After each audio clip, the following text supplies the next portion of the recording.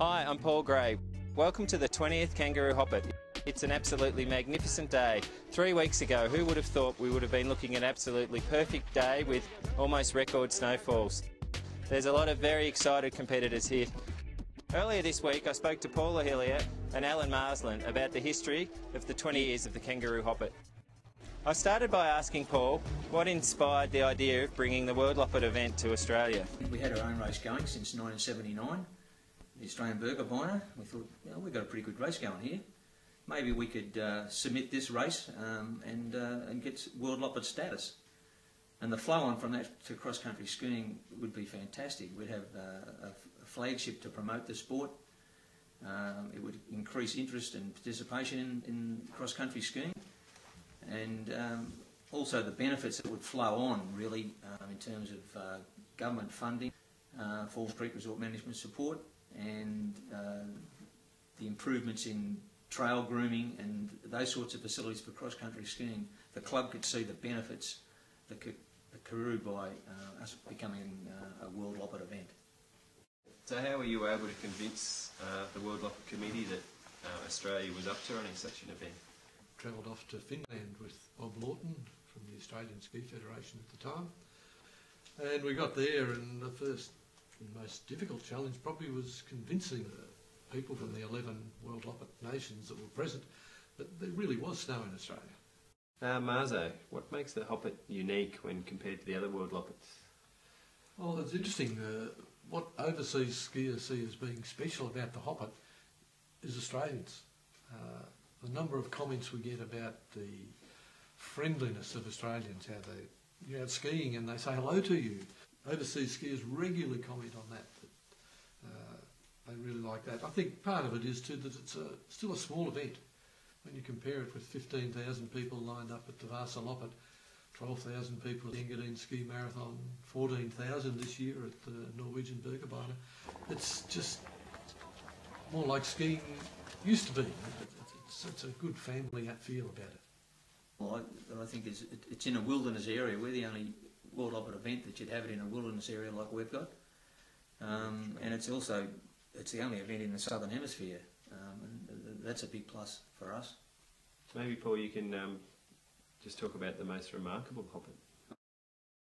Yeah, the first one, 1991. For those that were there can remember that we've just had so much snow leading up to that event. The machinery we had back in 91 wasn't huge as far as grooming goes. We just couldn't keep the course open. You couldn't find the dam wall or the toilets by the dam wall. There was so much snow, so we postponed it a day, modified the course to just a couple of loops on Heathy, and we had the most perfect day of all time. And all credit goes to the ski club for being able to adapt to those changing conditions, and we had a fantastic event, and that one sticks in my mind as the most unique one. Yeah.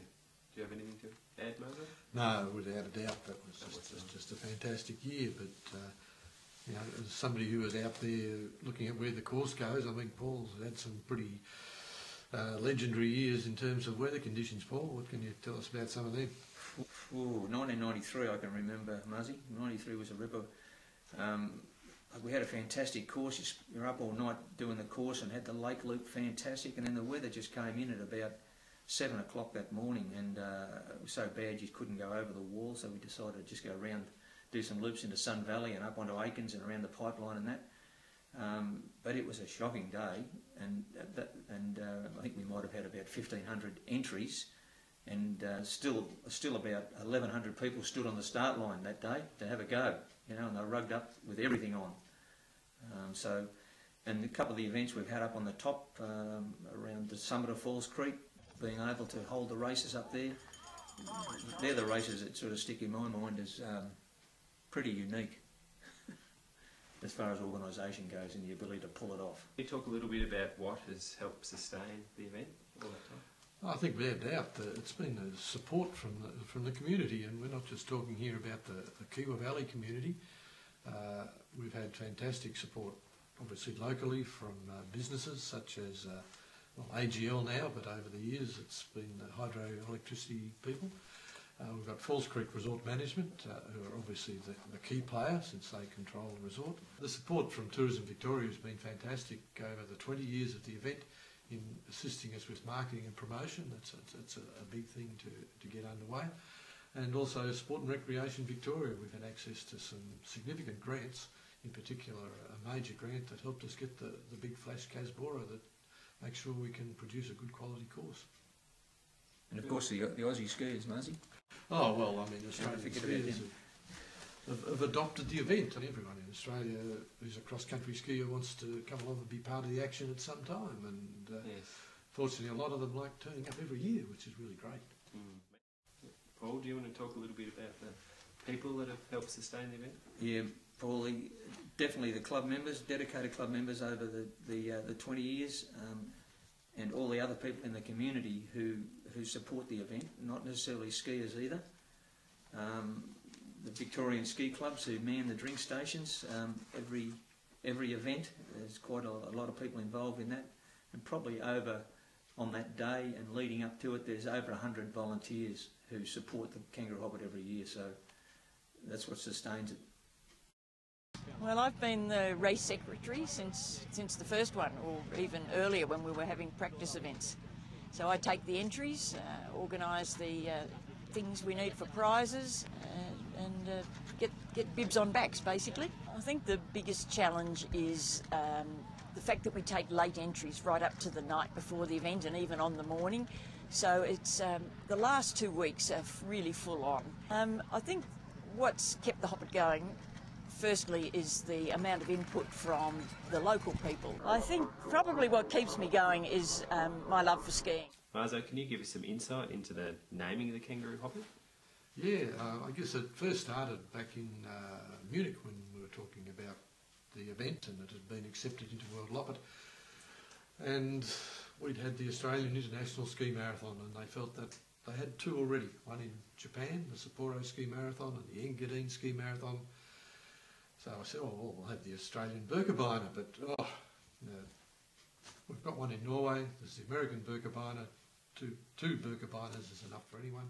So we came back to Australia and chucked the idea around, and something really Australian. So kangaroos, they're Australian, and Kangaroo Hoppet.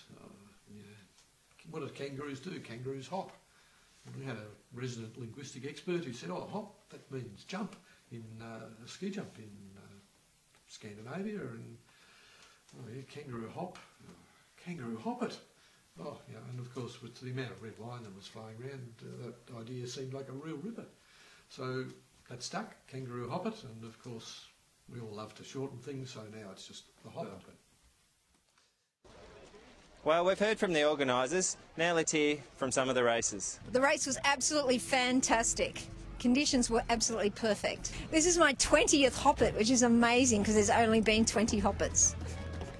This one's certainly one of the highlights. The weather was absolutely incredible and the tracks were just great.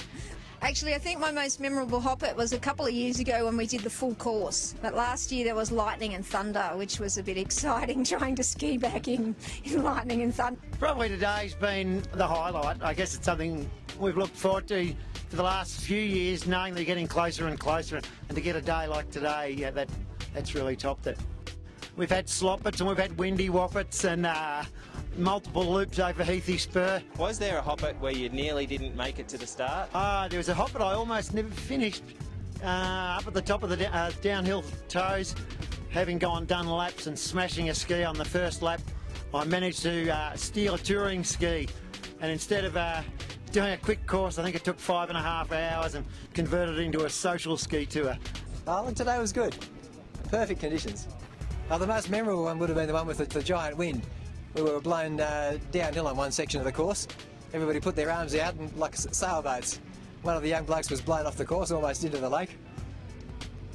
The most enjoyable, probably the first one, when I was a bit younger. There's been a couple of Hoppets where I almost didn't make it to the start. There was one where I had a broken rib. I carried 2 poles, but I basically skied with 1 pole. And another one where I had a pretty dodgy knee, so I just skated on one side. But I got by. Yeah, I thoroughly enjoyed today's race. I mean, just a couple of days ago we had, just a blizzard going on around here, so like Dad said, with the groomers have done this a sensation.